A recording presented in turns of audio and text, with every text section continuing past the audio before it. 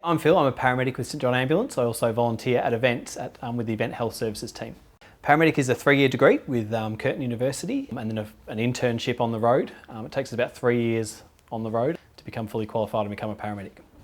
Something I've always wanted to do. I suppose I was the weird kid in school and everyone else wanted to be a doctor or a firefighter. I wanted to be an ambo. I finally got to realise that dream, that ambition. So St John Ambulance now is about a 5,500 people strong organisation. We cover the entire state with an ambulance service, right through from Broome down to Esperance.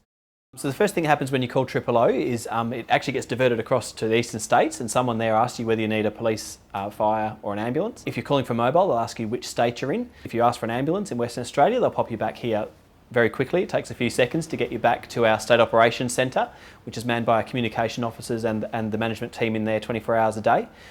They answer hundreds of thousands of calls each year, and basically they'll take you through a list of set questions to find out the priority of the patient. So what we need to know things about: are they conscious, are they breathing, are they bleeding, what's the chief medical complaint, and then narrow it down a little bit to find out just how serious they are.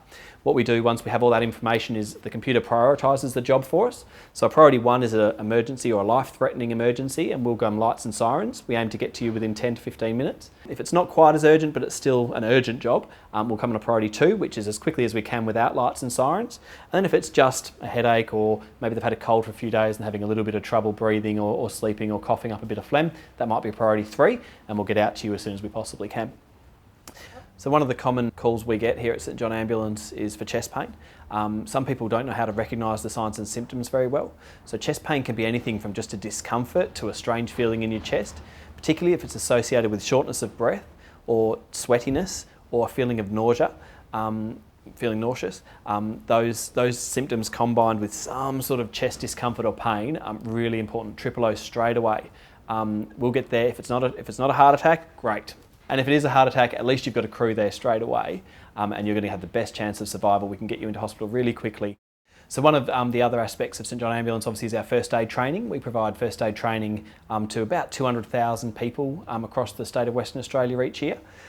We do quick online courses for free I think they take about 30 minutes to do a crash course, I think it's called, online, right up to a industrial paramedic or an industrial medic level course that runs for 2 or 3 weeks. You don't have to be a paramedic to save your life. You don't have to spend 4 or 5 years at uni to get that degree.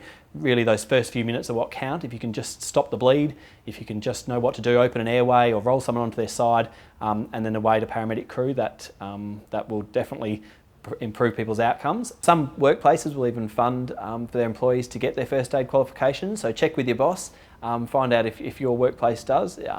We offer 1-day first aid courses called Workplace First Aid to give you the skills you'll need to react to any situation in a workplace, and they may just save a colleague's life. I'm here at St John Ambulance. We're seeing a lot more over 55s and senior people coming in to do our first aid courses who are maybe looking after their grandkids for the first time. They haven't had kids around for 20 odd years, and they're wanting to just brush up on those skills, and it really is an important skill to have, particularly if you are going to be looking after grandchildren around the house. They can get up to all sorts of mischief, bang their head, knock themselves out. It's really important to know what to do in those first few minutes while you're waiting for an ambulance to come and support you. This time of year we're heading into our event season, so all the concerts are coming. It starts with the Perth Royal Show that's on at the moment. Australia Day, those public holidays are all coming up. One really important thing to people to remember is look out for your mates. If you're going out in a big group, it's going to be a hot day. Keep an eye on people if they're not themselves, if they're feeling a bit off. If you're at a public event, nip over to the first aid post and get the St John guys to have a look at them, see if they're okay. So really important to keep an eye out for your mates and make sure everyone's safe. First aid skills save lives. You don't have to be a paramedic, you don't have to be a doctor to save a life.